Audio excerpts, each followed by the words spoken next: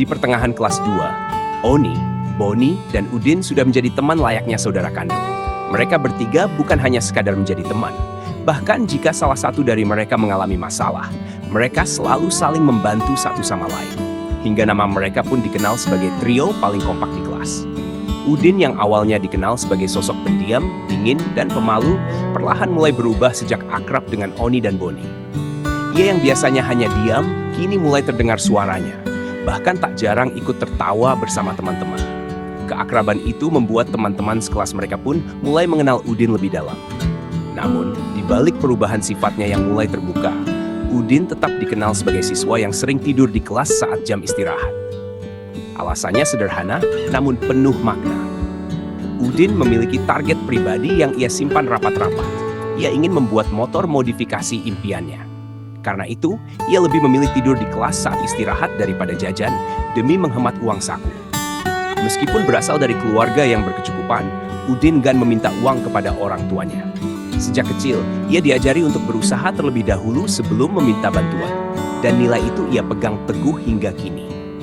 Suatu hari, ketika jam pelajaran kosong, Udin kembali tertidur di lantai kelas dengan wajah ditutup buku. Saat itu, sebagian besar teman-teman sekelasnya bercanda. Sebagian lagi keluar mencari makanan.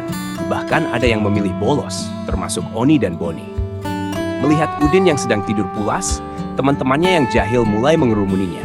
Berpura-pura melakukan ritual seperti orang meninggal. Salah satu dari mereka bahkan mengadzani di dekat telinga Udin. Spontan, Udin terbangun dengan kaget, mendengar suara adzan di dekat telinganya. Suasana kelas pun pecah oleh tawa. Meskipun merasa kesal, Udin memilih diam. Ia hanya memindahkan diri ke bangku favoritnya dan kembali melanjutkan tidurnya.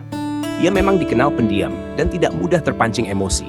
Tapi dalam diamnya, tersimpan keteguhan hati yang tak semua orang sadari. Waktu pun berjalan, dan menjelang kenaikan kelas ke kelas 3, Udin akhirnya berhasil mewujudkan impiannya. Ia muncul dengan motor modifikasi yang menarik perhatian hampir seluruh siswa. Motor itu bukan sembarang motor.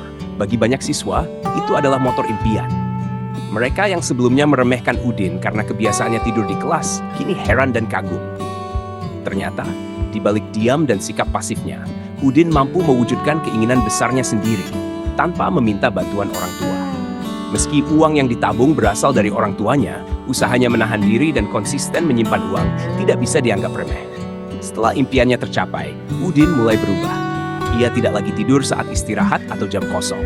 Ia mulai ikut keluar bersama teman-temannya, makan bersama, atau sekadar bercanda. Beban impian yang dulu ia pikul kini telah terangkat, dan Udin mulai menunjukkan sisi dirinya yang lain. Setelah ujian kenaikan kelas selesai, perlahan jiwa asli Udin mulai terlihat. Udin memang pendiam dan pemalu, tapi bukan berarti ia seorang yang penakut atau pasif.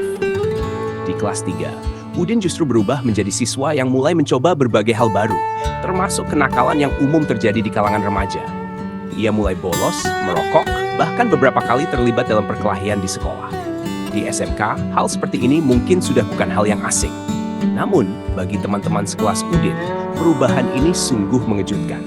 Meski begitu, hanya Oni dan Boni yang tetap mengerti siapa Udin sebenarnya. Mereka tetap menjadi sahabat dekat yang selalu ada, bahkan saat teman-teman lain mulai menjauhi atau merasa asing dengan sikap baru Udin. Uniknya, setelah Udin mulai berubah, teman-teman yang dulu sering menjahilinya kini enggan lagi mengganggunya. Bahkan saat ia tidur di kelas, tak ada lagi yang berani usil. Udin kini dianggap ada di kelas, dan kehadirannya mulai diperhitungkan. Kelas Udin sendiri memang terkenal sebagai kelas paling rusuh di sekolah. Banyak siswa bandel, dan dari 5 siswa perempuan yang ada, salah satunya bahkan sampai dikeluarkan karena perilaku yang melanggar aturan. Udin, yang awalnya berasal dari madrasah, sempat dianggap cupu dan tidak akan tahan di lingkungan seperti itu. Tapi ternyata semua itu hanya asumsi. Setelah mengenalnya lebih jauh, teman-temannya menyadari bahwa sosok pendiam itu menyimpan karakter yang kuat.